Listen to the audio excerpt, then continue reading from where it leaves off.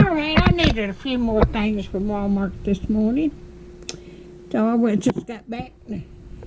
Just needed a few things, so I had to have toilet paper.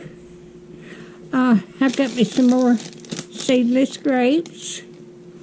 And I got a gallon of milk, a gallon of orange juice. I needed sugar.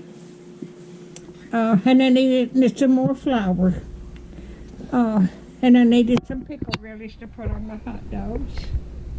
And I needed razor blades. These were $1 a pack.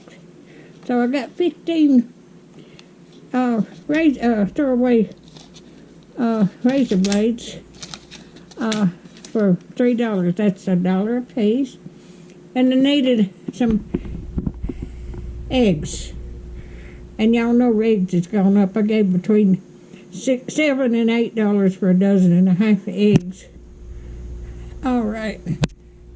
And I got me some bananas. I like banana sandwiches.